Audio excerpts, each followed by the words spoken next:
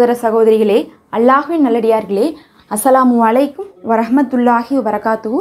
அல்ஹம்துலில்லாஹ். அல்லாஹும்ம ஸல்லி அலா முஹம்மதின் வாலா ஆலி முஹம்மதின் வபாரிக் வஸல்லிம். இது உங்களுடைய இஸ்லாமிய பாதை சேனல்.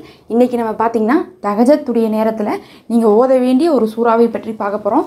ரொம்ப சின்ன சூறா, நிறைய பேருக்கு தெரிஞ்ச சூறா தான். ஆனால் தஹஜ்ஜுடைய நேரத்தில் இதை 70 முறை ஓதி துவா செய்து பாருங்கள். உங்களுக்கு ஒரே தஹஜ்ஜுல பதில் கிடைக்கும்னு சொல்லலாம். அவ்வளோ அற்புதமான சூறாவை அந்த நேரத்தில் ஓதும் போது இன்னும் அதற்கான அற்புதங்கள் அதிகமாக நமக்கு கிடைக்கும். நம்ம அந்த அற்புதத்தை கண்கூடாக பார்க்கலாம். ஏன்னா சில சூறாக்கள்லாம் சில நேரங்களில் ஓதும் போது அது ரொம்பவே அந்த நேரத்துக்குண்டான சிறப்போடு நமக்கு அது வாழ்க்கையில் பலன் தரக்கூடியதாக இருக்கும். அதில் இந்த சூறாவை தஹஜ்ஜுல ஓதி பாருங்க. அந்த சூறா தான் சூரத்துல் இக்லாஸ். இப்போ இதை எப்படி ஓதணும்னு பார்க்கலாம். முதல்ல நீங்கள் என்ன பண்ணணும்னா, தஹஜ்ஜுடைய நேரத்துக்கு எந்திரிக்கிறது அப்படிங்கிறது நீங்கள் ஃபஜ்ருக்கு ஒரு 3/4 மணி நேரத்துக்கு முன்னாடிலாம் நீங்கள் எந்திரிச்சுக்கிட்டிங்கன்னா கூட போதுமானதாக இருக்கும்.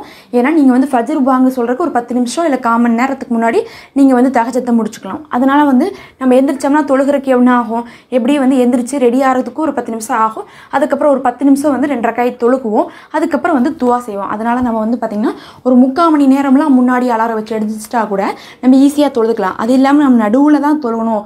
3 மணிக்குனா நிறைய நேரங்களில் நம்மளால் தொழுக முடியாமல் போயிடும். அதனால தான் எப்பயுமே 5 மணிக்கு ஃபஜ்ர்னா 4 மணிக்கு அலாரம் வச்சு எந்திரிச்சிங்கன்னா தஹஜ்ஜும் தொழுது ஃபஜ்ரும் தொழுதுட்டு நம்ம ஒரே ஒழுவுலையே என்ன பண்ணிக்கலாம், அமல் செய்து கொள்ள முடியும். அப்படி நீங்கள் எந்திரிச்சு நீங்கள் 2 ரக்காயத்து தஹஜ்ஜத் தொழுதுக்குங்க. முதல்ல தஹஜ்ஜத் தொழுகிறதுக்கு சிறப்பான முறையெல்லாம் இல்லை. நார்மலாக நம்ம எப்படி 2 ரக்காய் தொழுவோமோ, அது ஃபர்லோ நஃபிலோ அந்த மாதிரி தான் நம்ம தஹஜ்ஜத்தையும் தொழுகணும். தஹஜ்ஜத்துன்னு சொல்லிட்டு நியத் வைத்து நீங்கள் 2 ரக்காய் தொழுதுக்குங்க. குறைந்தது தான் 2 ரக்காயத்து. நீங்கள் 4 ரக்காய் தொழுகலாம், 8 ரக்காயத்துலாம் தொழுகலாம். தொழுதுட்டு நீங்கள் என்ன பண்ணணுன்னா 70 முறை என்ன பண்ணணும்னா குல் ஹுவல்லாஹு அஹத் சூறாவை ஓதணும். சூரா இக்லாஸ் தான் குரான்லேயே வச்சு ரொம்பவே அற்புதமான சூறான்னு சொல்லலாம். அதுவும் அல்லாஹுக்கு மிகவும் பிடித்த சூறா. ஏன்னா அல்லாஹுடைய சிஃபத்தை சொல்லக்கூடிய சூறா. அதனால் இந்த சூறாவை நீங்கள் 70 முறை ஓதுறது ரொம்ப நேரம் எடுக்காது. ஆனால் நீங்கள் உணர்ந்து ஓதும் போது தான் அதனுடைய பலன் கிடைக்கும்.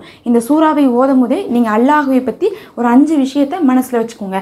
அந்த 5 உங்களுடைய மனசில் இருந்துட்டால் போதும். நீங்கள் இந்த சூறாவை ஓதி முடிக்கும் போது உங்களுக்கான பதிலை அல்லாஹ் கொடுத்துருவான். ஏன்னா அந்த நேரத்தில் அல்லாஹு கீழ்வானத்தில் இருப்பான்.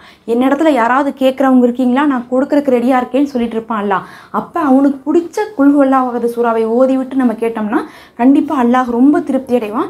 ஏன்னா அந்த நேரத்தில் உலகமே தூங்கிட்டு இருக்கும்போது எந்திரிச்சு தொழுகிறதே சிறப்பு. அதில் அல்லாஹுடைய சிஃபத்தை சொல்லக்கூடிய சூறாவை ஓதுறது இன்னும் சிறப்பு. அந்த 5 சிஃபத் என்னன்னு நான் சொல்லிடுறேன்.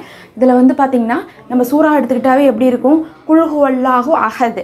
அப்போ அஹதுன்னு முடியுதா, அந்த அஹதுக்கு மட்டும் நீங்கள் மனசில் என்ன பண்ணிக்கோங்க, அர்த்தத்தை நிறுத்திக்கோங்க. முதல் வசனத்துக்கு அர்த்தமே என்னன்னா அல்லாஹு ஒருவன் தான் அப்படின்னு நம்ம சொல்கிறோம். அடுத்தது அல்லாஹு ஷமது. சமதுன்னா என்ன அர்த்தம்னா தேவையற்றவன். அப்போ அல்லாஹு யாருடைய தேவையும் அற்றவன்.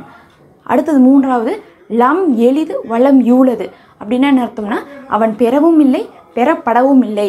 அதுக்கப்புறம் கடைசியாக வளம் எக்குல்லஹு குஃபுவன் அஹது, அவனுக்கு ஒப்பானவன் யாரும் இல்லை. அப்போ இந்த 5 விஷயத்தை நீங்கள் என்ன பண்ணுங்கள், மனசில் வச்சு ஓதணும்.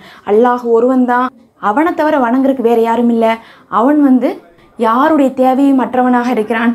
அதே மாதிரி அவனை யாரும் பெறலை, அவனும் யாரையும் பெறலை. இந்த உலகத்தில் இருக்கிற யாரும் அல்லாஹுடைய குழந்தைகள்னு நம்ம சொல்ல முடியாது.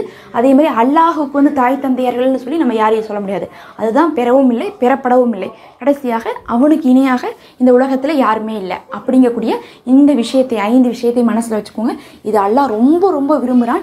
இந்த சூறாவை நீங்கள் விரும்பினாலே அல்லாஹ் உங்களை விரும்புகிறானாமா, மலக்குமார்களுக்கு கட்டளை இடுகிறான், அந்த மனிதரை நீங்கள் விரும்புங்கள், உலகத்தில் இருக்கக்கூடிய எல்லாரையும் விரும்ப சொல்லுங்கன்ட்டு.